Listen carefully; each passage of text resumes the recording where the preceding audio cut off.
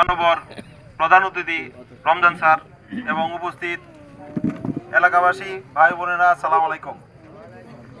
আমি মোহাম্মদ জাহাঙ্গীর আলম, প্রধান সমন্বয়কারী, জাতীয় নাগরিক পার্টি এনসিপি বাজিতপুর উপজেলার। আমাদের যে আমিও একটা প্রার্থী ছিলাম,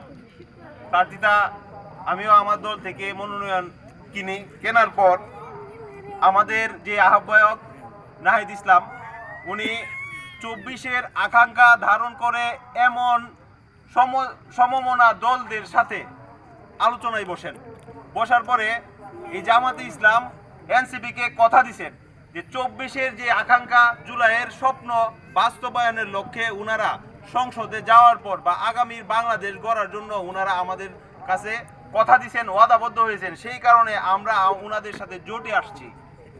আমি একটা অন্য দলের প্রতিনিধি হিসাবে রমজান স্যারের পক্ষে দাঁড়িপাল্লা মার্কায় ভোট চাইতে আসছি। আমার দলের প্রত্যেকটা কর্মী, প্রত্যেকটা নেতা এই কাজই করছেন এবং আমাদের যতগুলি আসনে উনারা আমাদের ছাড় দিচ্ছেন, ততগুলি আসনে জামাতে ইসলাম আমাদের শাপলাগুলি প্রতীকের প্রচারণা চালাচ্ছেন।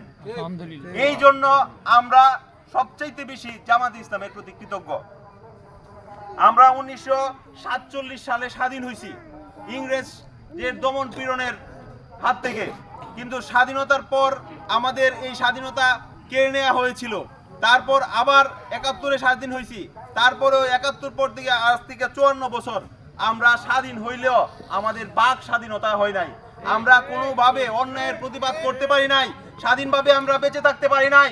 আমরা কোনো জোর জুলুম আমাদের উপর যেই হয়েছে, সেই জোর জুলুমের আমরা ন্যায় বিচার পাই নাই। আমরা বাংলার মানুষ সবচেয়ে বেশি যে জিনিসটার মধ্যে আছি সেটা হলো নিরাপত্তাহীনতার মধ্যে আছি। ভাইরা আমার, আপনারা লক্ষ্য করেছেন আমাদের বিপ্লবী ভাই হাদিকে কিভাবে হত্যা করা হয়েছে।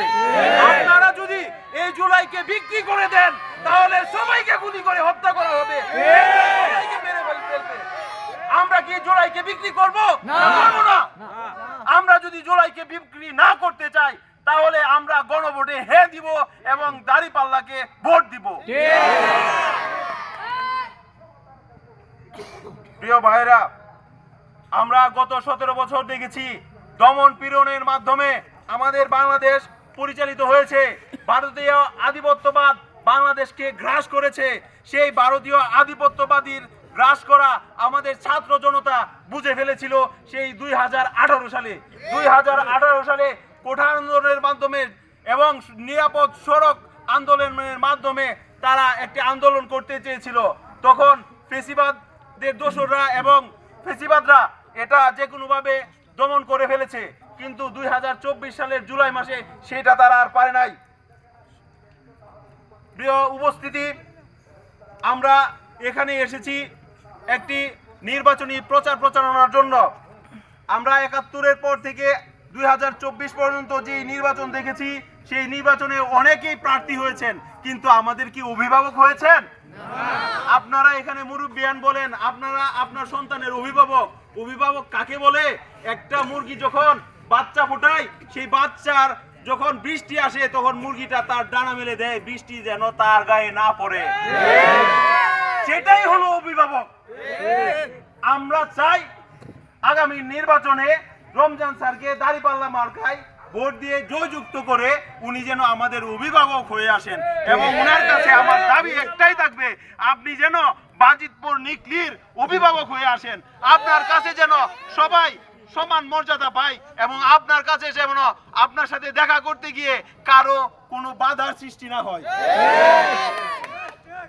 আমাদের এই এলাকার মানুষ আপনাদের সবচাইতে বেশি সুযোগ হয়েছে এইবার যে আপনাদের এলাকার মধ্যে আপনারা একজন প্রার্থী পেয়েছেন। এই সুযোগকে যদি হাতছাড়া করেন তাহলে কিন্তু আপনারা আর কোনোদিন সুযোগ পাবেন কিনা আমার জানা নাই। আমাদের এই এলাকার মানুষ সবচাইতে বেশি কৃষি প্রধান দেশ। আপনাদের এই গ্রামটাও কৃষি প্রধান দেশ। আমরা দেখেছি কৃষকরা তার ফসল ফলায় ঠিকই, ন্যায্য পাওনাটা পায় না। সারের দাম বেশি, তেলের দাম বেশি, ডিজেলের দাম বেশি। আমরা ইনশাল্লাহ রমজান স্যারের মাধ্যমে কথাটা পৌঁছে দিব যেন আমার এই খেটে খাওয়া মানুষ, কৃষক ভাইরা যেন তাদের ফসল ফলানোর জন্য যে সারের দাম, বীজের দাম, সেইটা যেন আমার মানদণ্ডের মধ্যে আসে, সেটা আমাদের ক্রয় ক্ষমতার মধ্যে আসে, সেই বিষয়ে সংসদে কথা বলেন। আমরা দেখেছি গত 17 বছর কৃষি খাতটাকে একদম ধ্বংস করে ফেলেছে। গত 17 বছর মানে হাওরের পর হাওর কৃষি জমি কৃষি উৎপাদন থেকে বিচ্ছিন্ন থেকেছে। কৃষকরা কৃষি উৎপাদন করতে চায় নাই, ধান উৎপাদন করতে চায় নাই, কারণ এইগুলির দাম বেশির কারণে।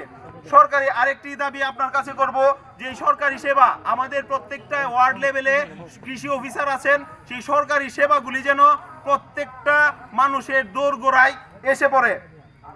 আমাদের দেশের অধিকাংশ মানুষ বেকার, শিক্ষিত বেকার, সেই শিক্ষিতরা যেন বেকার অবস্থায় না থাকে, সেই জন্য আপনি কাজ করবেন, আমরা আশাবাদী।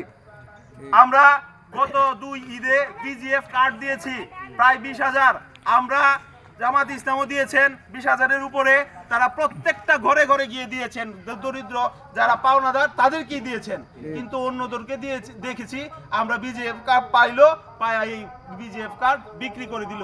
আরে ভাই, 500 টাকা দিয়ে 3টা কার্ড 2টা কার্ড বিক্রি করে দিলেন, আপনার নেতাগিরি কি 500 টাকার মূল্য? 500 টাকার যদি আপনি এই লোভ সামলাইতে না পারেন, তাহলে এই দেশের লোভ কিভাবে সামলাইবেন? কি করে দিবেন আপনারা? আমরা আমাদের সন্তানের ভবিষ্যতের লক্ষ্যে গণভোটে হ্যার মাধ্যমে আমরা হ্যাঁকে জয়যুক্ত করব এবং দাঁড়িপাল্লায় ভোট দিব, ভোট দিয়ে রমজান স্যারকে জয়যুক্ত করব, এই আশাবাদ ব্যক্ত রেখে আমি আমার সংক্ষিপ্ত বক্তব্য শেষ করলাম। সালাম আলাইকুম।